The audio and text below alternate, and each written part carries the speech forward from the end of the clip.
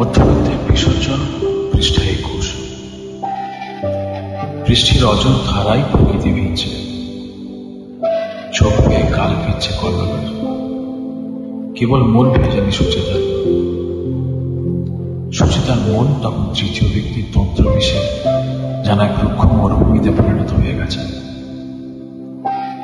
কল্লোল কোন রকমে নিজেকে সামলে সেই মরুভূমিতে আবার নতুন করে প্রাণের সঞ্চারের চেষ্টা করবার জন্য নিজেকে বোঝাতে লাগল। কিন্তু দিনের শেষে কল্লোল একটা রক্ত মাংসের মানুষ। বিগত 300 দিনের ওপর সুচেতা যে ধরনের মানসিক আর শারীরিক অত্যাচার করে চলেছে, যেভাবে জনসমক্ষে ক্রমাগত অপমান করে চলেছে, সবকিছু নির্বিকার চিত্রে মুখ বুঝে মেনে নিয়ে আবার নতুন করে শুরু করতে পারছে। পেরে উঠছেন কল্লোল। নিজের মেয়ে লেবুকে সরিয়ে রেখে আত্মসম্মানকে বিসর্জন দিয়ে এক প্রকার বেহায়া হয়ে সুচিতার কাছে যাচ্ছে। ভরা শ্রাবণের রবিবার বারান্দায় বসে কল্লোল নিজের পিছিয়ে যাওয়া আত্মসম্মানের কথা ভেবে মন থেকে ভেঙে পড়েছে। ভাবছে বিধাতা তার কোন ভুলেতে দীর্ঘ এই নরক যন্ত্রণা তার চিরসঙ্গী করে তুলেছে।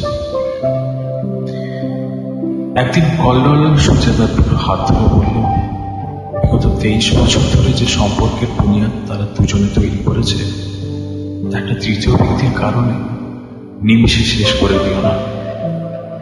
এই অবৈধ সম্পর্ক থেকে বেরিয়ে এসো দয়া করে।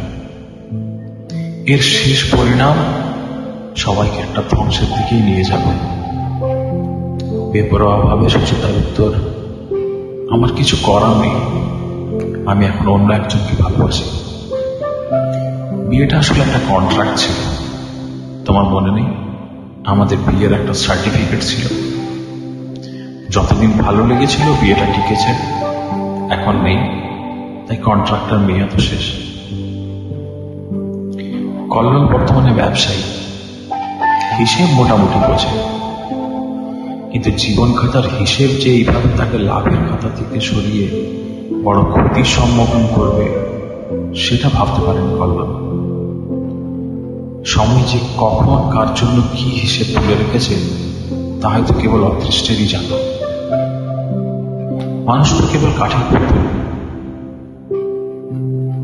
কল্লোলদের মতো সোজা সাপটা মানুষগুলো এই জন্যই বোধহয় সমাজের থেকে আলাদা ভাবে ইন্ট্রোভার্ট হয়ে থেকে